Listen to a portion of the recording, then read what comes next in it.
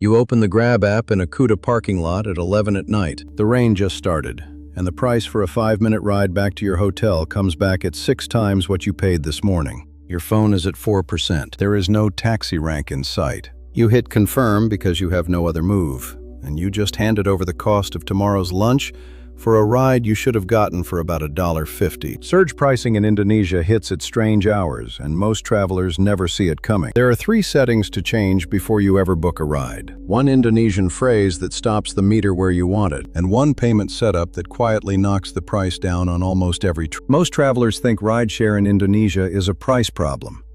It isn't.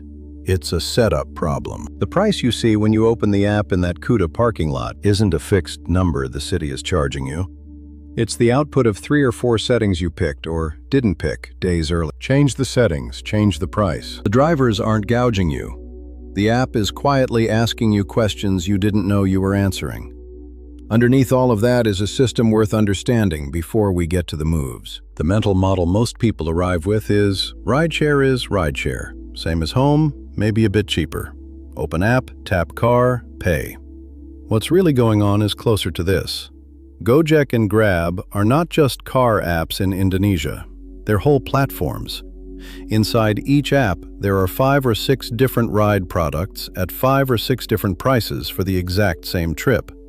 There's a motorbike taxi, the Gojek, which is the cheapest thing on the menu and the fastest in traffic. There's a standard car, a bigger car, a premium car, and sometimes a shared option. Most travelers default to the standard car without ever scrolling sideways to see what else is there. Then the price itself isn't one number. It's a base fare plus a booking fee plus tolls. The toll charges on the expressways. Plus surge when it's raining or it's rush hour or there's a concert letting out. And the payment method you picked at sign-up changes the price too. Cash is one number. The in-app wallet is usually a lower number. Promotions stack on top of the wallet number, not the cash one. So, here is the sequence. 6 moves. Do them in this order. 1. Before you book anything, set up the in-app wallet.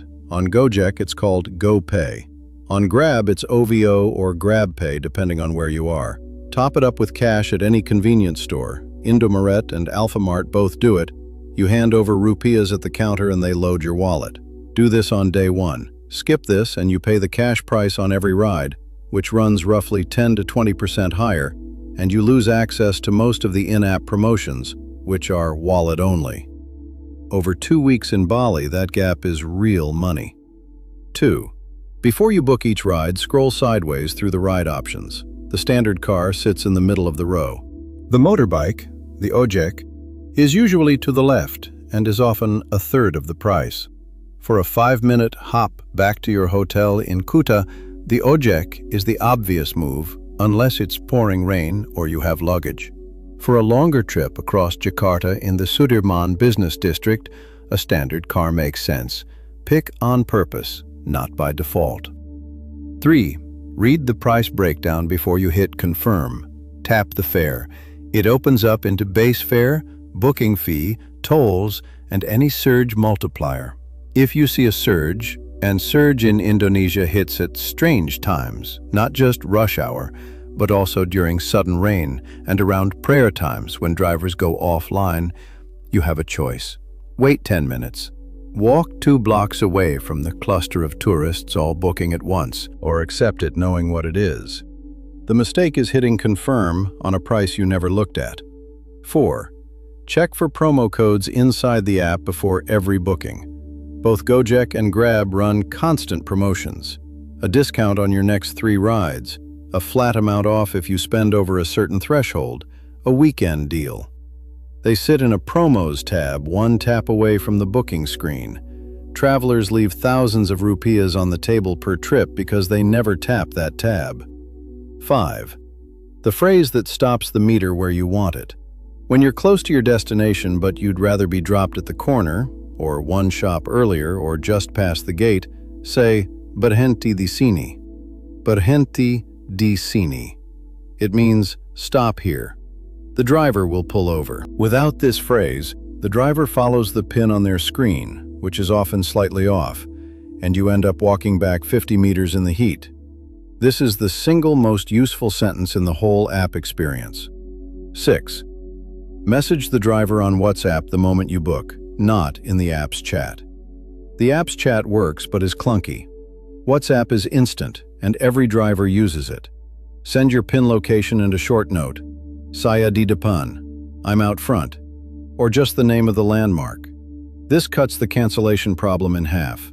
Drivers cancel when they can't find you, and a cancellation fee of a few thousand rupiahs gets tacked on to your next booking. That's the whole system. Wallet, ride type, price breakdown, promos, the stop here phrase, WhatsApp. A traveler lands in Yogyakarta and wants to get from her guest house to Malioboro Street for dinner. She opens Grab. Her wallet is already topped up from her first day in Jakarta. She scrolls sideways across the ride options and picks the motorbike. It's 6 in the evening, no rain, light bag. The price comes back at 15,000 rupiahs. She taps the fare to open the breakdown.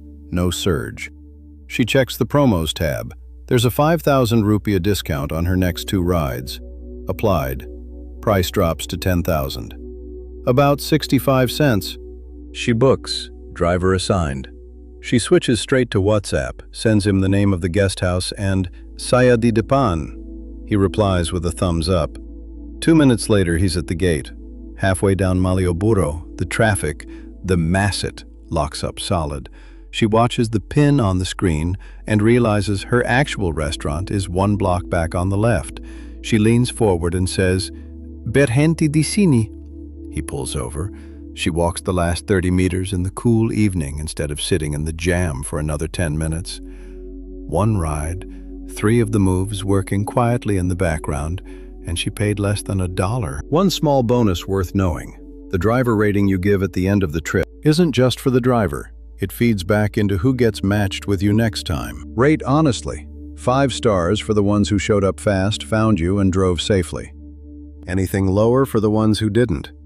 Over a 2-week trip, you'll notice the quality of your matches climb. The algorithm is paying attention even when you aren't. 4 words and phrases. Each one earns its place. Berhenti di sini, stop here. The one from step 5. You'll use this on almost every ride. Lurus, straight. When the driver looks back at you at a junction and the pin is ambiguous, Lurus keeps you moving. Belok kiri and belok kanan. Turn left, turn right. Same situation. The driver wants confirmation, and your map app isn't loading fast enough. Macet, traffic jam. You won't say this much, but the driver will, and when he does, he's explaining why the estimated time just doubled. Now you know. And one greeting on the way in, Selamat sore in the afternoon, Selamat malam in the evening. 2 seconds completely changes the temperature of the ride. Here is the version you screenshot. Top up the in-app wallet on day 1. Scroll sideways. Pick the ride type on purpose. Tap the fare. Read the breakdown. Check the promos tab every time.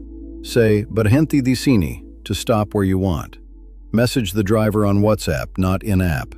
That's the whole video on one screen. You now know how to open Gojek or Grab anywhere in Indonesia. See the price for what it actually is, and pay roughly what a local pays, not the tourist who didn't look number. And the worst-case Kuta parking lot moment from the start of this video. You'll see the surge coming on the breakdown screen, and you'll have a move instead of a panic tap. The country rewards travelers who learn a handful of the right words. That stop here phrase, the turn left, the turn right, those 4 or 5 words do more for you in a week than a phrasebook does in a month. Which is the bridge to the other thing worth your time. I made a video on the best ways to actually learn some Bahasa Indonesia before you go, including a lazy method most travelers have never heard of, and that's honestly the one I'd start with. It's on the card popping up on the right of the screen now. Tap that.